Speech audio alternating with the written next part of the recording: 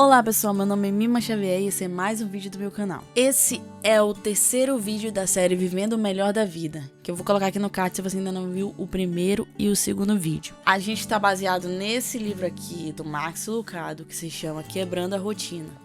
O Max Lucado nesse vídeo, ele aborda a questão de você fazer aquilo que você ama para Deus. Em suma, isso. No primeiro vídeo nós vimos sobre como usar a sua singularidade e por quê. No segundo, para quê usar a sua singularidade, aquilo que Deus te deu de único. E nesse terceiro vídeo nós vamos falar um pouco do lapso temporal. Quando você vai usar a sua singularidade para Deus, a cada dia da sua vida. Então eu falei muito esses dias sobre você trabalhar com aquilo que você gosta, você encontrar seus pontos fortes. Mas aqui eu quero dar uma quebrada nesse raciocínio, no sentido de que ele aborda o fato de você aceitar o seu trabalho e amá-lo. Como assim? Às vezes o problema está em nós. Às vezes o problema não é o nosso trabalho em si, mas talvez você deva amar o seu trabalho e aceitá-lo. Talvez você precise mudar a sua relação com o seu trabalho. Nós temos que fazer, gente, tudo como se fosse para o Senhor. A Bíblia diz isso. Faça tudo como para o Senhor, porque tudo é para Deus. Tem gente que muda de trabalho, mas continua infeliz, porque a infelicidade está dentro da pessoa, está dentro dela. É que nem aquela pessoa que fala, eu quero fazer isso, só quando eu fizer isso eu vou ser feliz, quando eu fizer aquilo eu vou ser feliz. E a pessoa chega lá naquele patamar que ela disse que ela pensou que ela ia ser feliz e ela não é feliz, porque ela tem que mudar dentro dela. Convide Jesus para trabalhar com você, convide Jesus para estar no seu trabalho com você. O Max Lucado aqui, ele aborda a história de Pedro, que Pedro, Tiago e João e o barquinho, Pedro, Tiago e João e o barquinho mesmo, gente, foram pescar de madrugada, como é normal, né, que os pescadores vão pescar de madrugada, né, porque é um horário ali mais tranquilo, os peixes estão mais onços, acabaram de acordar, então é esse momento que se pesca. Só que o que aconteceu? Passaram a madrugada toda tentando pescar e não conseguiram pescar nada. Aí você imagina, um dia improdutivo, você tá lá, o Pedro, Tiago e João estavam lá limpando suas redes. E aí, chega Jesus lá e diz, olha, vocês podem me emprestar. Vocês podem me emprestar não, coloque o barco de vocês aqui para que eu possa pregar pra multidão. E Jesus estava lá de manhã pregando pra multidão. E aí, muitos de nós poderíamos falar assim, cara, eu passei a noite toda tentando pescar, foi um dia totalmente improdutivo, chega esse cara aqui agora e pede meu barco pra poder falar aí com a multidão. Eu não vou fazer isso, tô a fim de ir pra casa, descansar. Mas o que Pedro fez? Foi lá, tudo bem, Jesus, eu coloco aqui, ó, tá aqui o meu barco, pode subir e ir pra multidão. E Jesus foi lá pregar pra multidão. E depois que ele terminou, ou seja, Pedro poderia ter ficado com raiva, chateado. Poxa, eu já passei o dia todo aí tentando trabalhar e não consegui pegar nada. E aí esse cara chega, pede meu barco, eu ainda tenho que esperar ele terminar pra eu poder terminar meu trabalho. Mas foi isso que Pedro falou? Não. Pedro disse, tá bom, Jesus. Quando Jesus terminou de pregar, né, de falar lá com as pessoas, ele falou bem assim, cara, volta lá, não com essas palavras, mas Pedro, volta lá e lança as redes em tal lugar. E Pedro falou bem assim, Senhor, nós já tentamos a madrugada toda. Eu sou um pescador experiente. Isso aqui é o que eu tô falando, tá? Vão lá, gente, leiam a Bíblia lá, leiam Lucas 5. O que eu tô falando a mais é a minha imaginação. Pedro falou, aí vem esse cara e fala pra eu lançar as redes em tal lugar. Senhor, nós já tentamos a madrugada toda, então pescamos, somos experientes, sabemos o que nós estamos fazendo.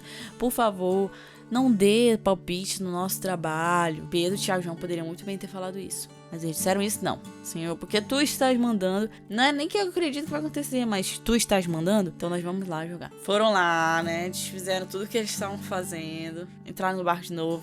Lançaram a rede no lugar que Jesus tinha dito para eles lançarem. E o que aconteceu? Quase que o barco afunda de tanto peixe, gente. E peixe quer dizer dinheiro. Então eles foram ali de um dia totalmente improdutivo, fracassado, para um milagre.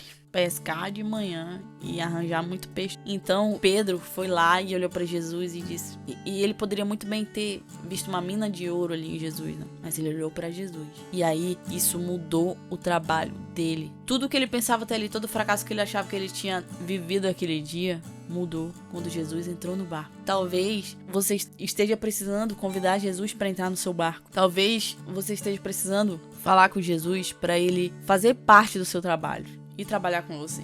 Então, preste atenção nisso. Quem sabe o seu trabalho não é o seu jardim. Também, nesse livro tem uma história de um cara, um prisioneiro chinês, que por causa da fé dele em Jesus, mandaram ele limpar o esgoto. E aí ele foi limpar o esgoto. E o que aconteceu? Ele ficou reclamando, dizendo: meu Deus, olha como eu tô por acreditar em ti, Jesus. Olha como eu tô. Tô aqui nesse esgoto sem ninguém, porque ninguém queria se aproximar de tão fedido que era. Inclusive, o Max Lucado relata que o corpo dele ficou impregnado com o cheiro do esgoto. Mas ele reclamou? Negativo. Ele pensou: cara, ninguém vem aqui, porque todo mundo quer ficar longe do esgoto. Ninguém vem aqui e eu posso adorar a Deus aqui em voz alta. Eu posso conversar com Deus. E ele disse: o esgoto se tornou meu jardim particular. Talvez nós precisamos mudar a nossa relação com o nosso trabalho.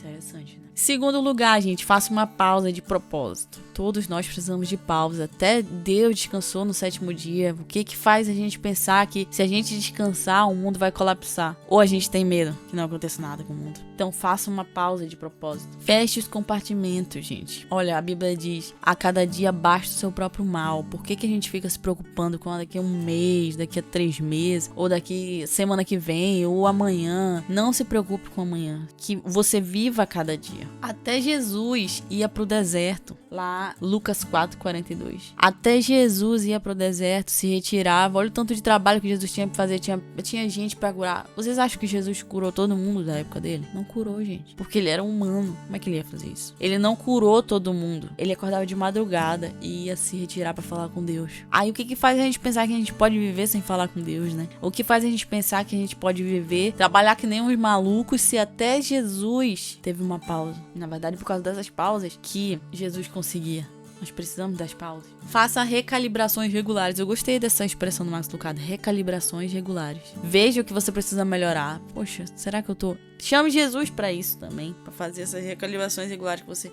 Será que eu preciso melhorar aqui? Será que eu preciso melhorar ali? O que eu preciso fazer? Jesus, me ajuda. Tem uma música que diz assim: Senhor, pegue as chaves do meu coração e me ajude a dar um jeito nisso. Me ajude a dar um jeito nessa situação que eu tô vivendo. Até pra fazer pausa, a gente precisa de força, né? Às vezes, a gente pensa assim, que a gente só precisa de força pra assumir riscos e etc. Mas não pra fazer pausa também. Porque a gente nunca quer ser visto como preguiçoso. A gente nunca quer ser visto assim. Mas nós precisamos de pausa. Isso não é preguiça. Isso é ser humano. Jesus se colocou contra a maré. Como eu disse pra vocês, Jesus tinha uma agenda cheia, gente. Quanta gente ele tinha pra curar, pra ressuscitar, pra visitar, pra conversar, pra dar ânimo. Quanta gente, mas ele sempre dava uma pausa para falar com Deus. Um grande pensador diz: o mundo hoje, ele domina 3 coisas: barulho, pressa e multidões. Então o inimigo, ele vai tentar colocar essas coisas para te desviar do teu propósito. Não deixe que isso aconteça. Terceiro, confie nas pequenas ações. Comece pequeno. Quem sabe você fala assim: eu não consigo agora, eu não consigo mudar de lugar, eu não consigo trabalhar em outra coisa. Mas você consegue fazer algo na sua igreja, você consegue fazer algo na sua comunidade, mesmo que seja pequeno. Comece. A Bíblia diz: foste fiel no pouco. Né, a parábola diz lá: foste fiel no pouco, sobre muitos te colocarei. Não pense, gente, que a história de Jesus é simples demais, sabe? Às vezes a gente tem medo de semear a semente por pensar que a história de Jesus é simples demais. Eu não vou falar isso não vai mudar a vida de fulano, isso não vai mudar a vida. É tão simples, mas não deixe de semear a semente porque você pensa que a semente é simples. Não deixe que o tamanho da tarefa o impeça de semear uma semente. E não despreze suas ações. Moisés tinha um cajado, Davi tinha uma funda, Sansão tinha uma queixada, Raabe tinha um cordão, Maria tinha um pouco de unguento, Arão tinha uma vara, Dorcas tinha uma agulha. Todos foram usados por Deus. O que você tem? Deus habita na pequena semente e capacita a pequena ação. Então não pense que nada do que você faz para Deus é pequeno. Deus vai te capacitar. Quarto, ele fala aqui no 4º capítulo: decifre o código de seus filhos. Às vezes a gente acha que os nossos filhos são uma extensão nossa e que eles vão ser exatamente como nós somos. Se nós fôssemos...